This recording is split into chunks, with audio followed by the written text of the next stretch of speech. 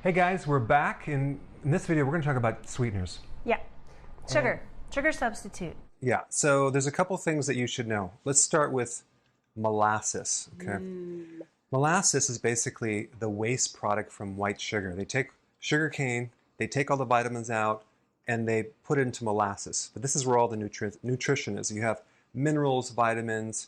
It's still high in sugar, but it has good amounts of iron and other minerals, calcium. So, I mean, if you're anemic, it might be a good thing, but I don't normally recommend this if you have any blood sugar issues. But white sugar is terrible. This will not create any dental decay. So can I use it? That's what I want to know. You can use it in small amounts, maybe for children occasionally. How about for gingerbread cookies? Probably not, but here's the thing. If you take white sugar and then people buy brown sugar, they think it's healthier. All it is, it's a tiny little drop of this in white sugar. So brown sugar is really almost equivalent to white sugar.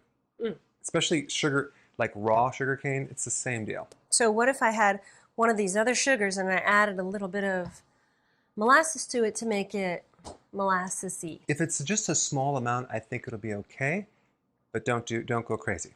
Okay, so the next thing we're going to talk about is stevia. Stevia is completely no glycemic problems with that. It's an herb. It's an Indian herb. It's very sweet, but it gives an aftertaste. Well, some of them give an aftertaste for sure. And the thing that I have to be careful with stevia in cooking is that it doesn't work one for one. When you have recipes that say a cup of sugar, you're not going to put a cup of stevia, at least not. We just have to read every package is different. Yeah. This stevia here, you use a tiny percent to each measurement. So it's not one-to-one. If you use one-to-one with this is Kiva Organic Stevia, super, super concentrated. They do have a grid on the back, tells you how to use it, but you just have to be careful. This one doesn't really have a lot of aftertaste. I kind of like it. I've been using it in some recipes here and there, but the other thing you have to remember is that sugar is a bulk in recipes. So if you're replacing a cup of sugar with a tablespoon of this, the chemistry is going to be a little different. So I have been playing with all of these things. A lot of you guys ask me, can I substitute this for that? You just have to read the sweetener and see what it substitutes. If it's one for one, go for it. Yeah. Yeah. Okay. So now we have this one right here. So just like sugar. Just like sugar. This is chicory root dietary fiber. I like this. I like it a lot. I don't like it. He doesn't like it. It gives a little bit of a bitter taste, but they have the brown and the white. So you can test it out, see if you like it. I think this one is, the brown is a little bit more of the bitter that you're talking about. I think this works great. I have to be really careful with what I use because my body doesn't like erythritol, and there are certain sugar alcohols that give me a little GI, intestinal situation. This is not the erythritol. No, I know. This is why I like it. So we got erythritol. That's a sugar alcohol. I don't have a sample here. Right. The thing about erythritol, it's a low glycemic index, but what does that mean?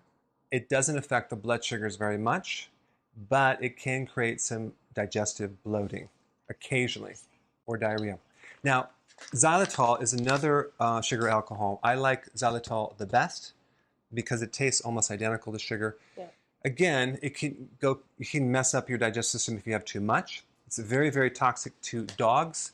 If a dog consumes 100 grams, they'll be dead in 30 minutes. So you have to make sure. Okay, we're not going to talk about that anymore. But here's the thing. If you get erythritol or xylitol, make sure you get non-GMO. Non-GMO everything always. That was really a downer. We're going to move on to something else. Let's go on to this one right here. Okay, I haven't tried this one yet, but this is called Fiber Yum. It's the same thing. These are the same. Vita Fiber, Fiber Yum.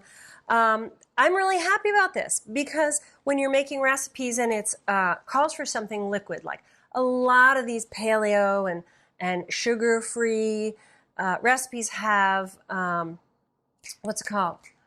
Inulin? No. Okay, I'm blanking out. It's the agave. It's agave nectar. We don't use agave nectar. It's still too high in sugars. But this Fiber Yum is great. I have another video that you can check out. I make my own maple syrup with this. Does nothing to the tummy. It has the least amount of digestive stress interaction. Basically, it's an isomaltyl oligosaccharide. There Can you say go. that? Isomaltyl Fiber oligosaccharide? yum. Fiber yum. So Fiber yum. these two are the same. Like, you just see if they're an isomaltyl oligosaccharide. Same thing, but it's just like a syrupy type thing. It's Yeah, it's great. non-GMO. If you have a recipe that calls for honey, if you have a recipe that calls for maple syrup, agave nectar, this is the thing. It's great. And like I said, you might have a reaction to some of these. You just have to test it out. Some people do, some don't. I'm really sensitive, and I'm fine with it. Now, the maple syrup recipe we're going to show them, is that part of this? Yeah, I use fiber yum in the maple syrup. Here's another maple syrup, sugar-free maple syrup you can get. This is malt. This is basically maltitol. Yeah, maltitol. Some of my family love this. It's got a great consistency of the sugar-free syrups I've tried. The consistency is great. The smell is great. The taste is actually really good. I cannot eat this at all. So again, you just have to check it out for yourself. What happens is that a lot of these they're a fiber that is goes in the digestive system, and your microbes interact with it. So if you don't have the enzymes to break it down, or if it's not going through, it can create a lot of issues. Are you dissing my enzymes? No. You saying something? You dissing my enzymes? Yeah, sort of. Monk fruit. Monk fruit. So I like this it. is another good sweetener. Again, it can create some digestive issues if you have too much. So you want to play around. Some people are sensitive, some people aren't, but it's another sweetener. Low glycemic index. Yeah, I like this just to serve for coffee or tea kind of thing. It does have a little aftertaste that's different than sugar. Of course, these all will. They're substitutes. But I've found this to be really pricey, and I am a consignment shop economical girl. So if it's super pricey, I'm not going to use it. But I test everything, so this is okay. This is okay for table serving. So this is probably the best one you want to use right here. Well, in his opinion, it's the best. I think this is the best, and the fiber yum.